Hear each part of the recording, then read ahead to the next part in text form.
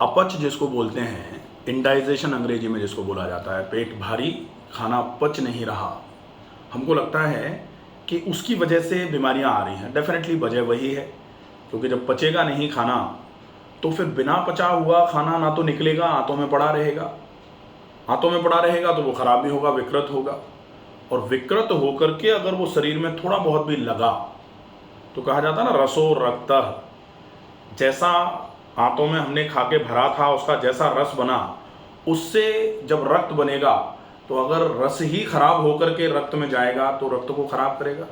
रक्त अशुद्धि होने का सबसे बड़ा कारण, इसीलिए बोला जाता है आंत्र अशुद्ध हो रक्त अशुद्धि। आंतें अगर खराब हो गई तो फिर खून खराब होगा ही।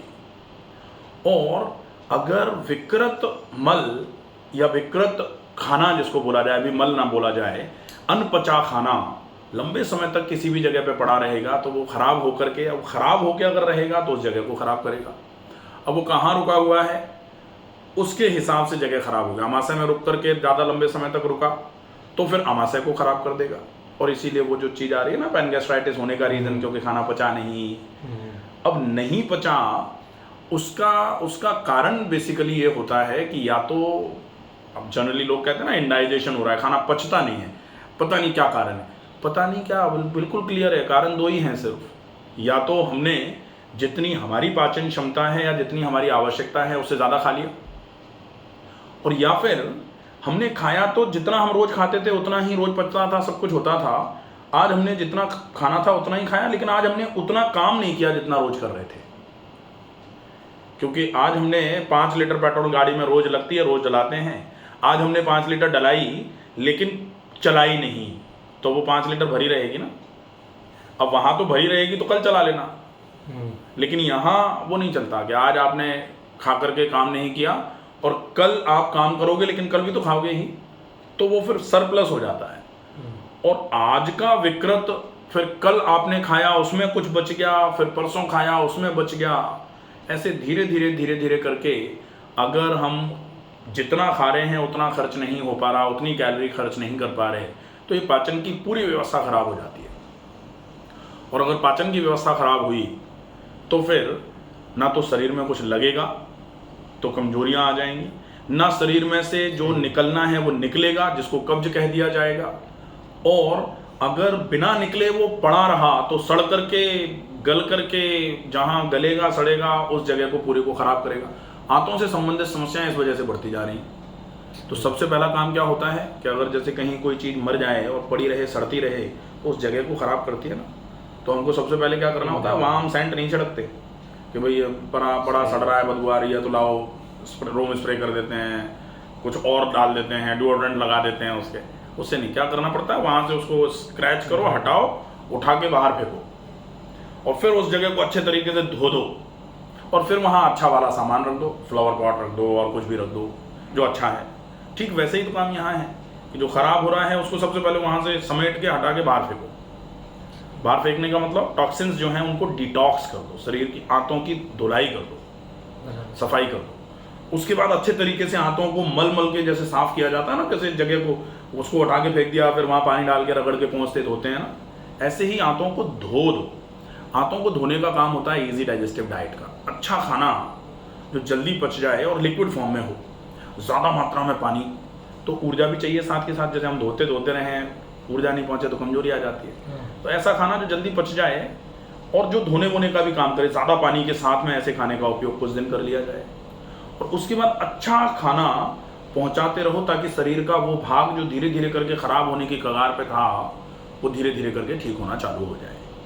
अब अच्छा खाना पहुंचा दिया, अब सामान्य तौर पर जैसे पैनगैस्ट्राइटिस है, अब पैनगैस्ट्राइटिस में कमजोरी भी लग रही है, पैनगैस्ट्राइटिस में सिर भी भारी रहेगा, पैनगैस्ट्राइटिस में आंखें भी कमज़ोर होंगी, पैनगैस्ट्राइटिस होगी तो स्किन भी धीरे धीरे करके ख़राब होना चालू हो जाएगी। ये सब पेट की खराबी की वजह से आ रहा है।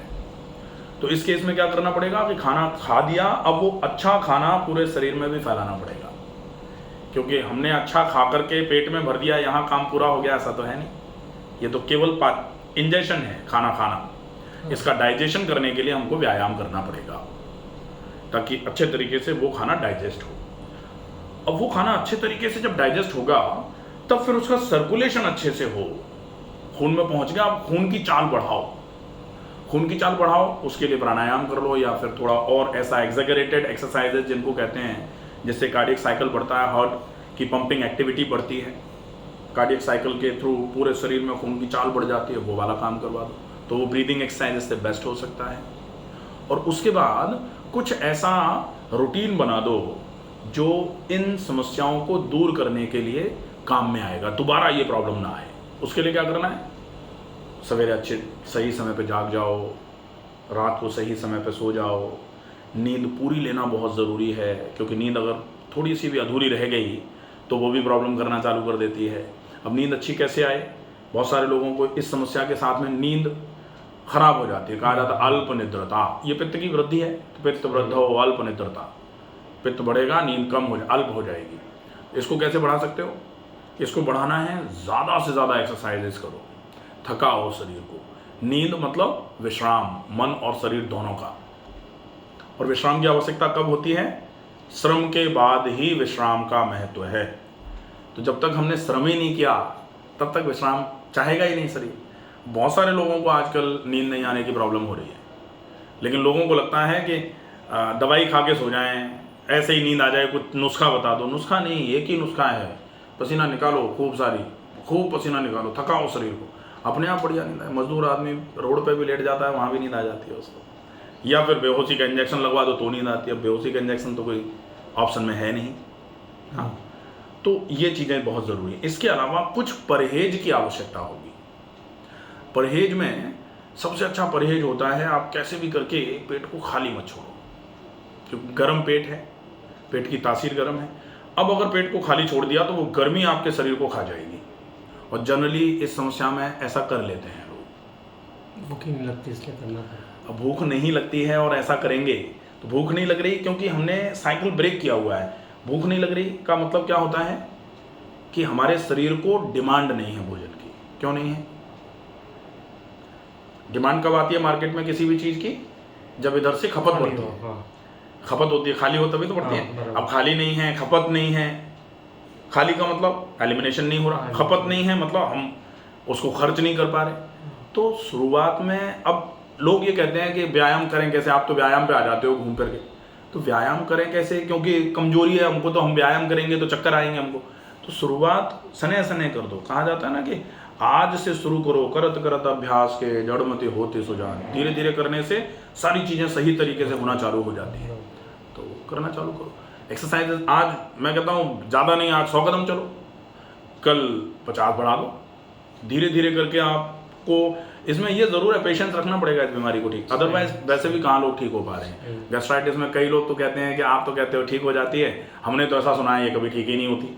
और हमारे सैकड़ों नहीं हजारों पेशेंट्स हैं जो गैस्ट्राइटिस की समस्या से पूरे तरीके से ठीक हैं, रूटीन फॉलो कर रहे हैं, डाइट का, एक्सरसाइज का, लाइफस्टाइल, परहेज, वो सारा अच्छे से फॉलो। और वो तो जिसको गैस्ट्राइटिस नहीं है उसको भी फॉलो करना है। अदरवाइज गैस्ट्राइटिस नहीं तो डायबिटीज़ हो लेगी, या फिर फैटी लिवर हो लेगा, या और कोई बीमारी हो लेगी। बीमारियों का तो दौर चल रहा है, आपको बच बच के चलना है। जैसे कहते हैं ना कि हर गली में कीचड़ लिपटा है। अगर आपको अपनी शर्ट गंदी नहीं करनी है तो आपको बच बच के चलना पड़ेगा। अगर आपको बीमार नहीं होना तो बच के चलना पड़ेगा। और इसमें से चीज़ें निकालनी पड़ेंगी, क्योंकि नुस्खे या कोई दवाई या फिर इलाज नहीं बताया। इलाज तो क्या, यही इलाज है सारा जो बताया जा रहा है। आपका अपना रूटीन बहुत अच्छा इलाज है। सवेरे जल्दी जगो, पानी पियो, मोशन जाओ, व्यायाम का नियम बनाओ, खाने को चबा के खाओ, मोटे अनाज का उपयोग करो, सब्जी का ज़्यादा मात्रा में उपयोग करो, सलाद ज़्यादा से ज़्यादा मात्रा में, लेकिन भोजन के साथ मत खाओ। अगर आपको भूख लग रही है तो बार बार आप उबली सब्जी या फल खा सकते हो। ये सारा इलाज है, इसको अच्छे तरीके से करना है। डेफिनेटली इस समस्या में बहुत बढ़िया आराम हो जाएगा। ठीक है? ठीक है सर।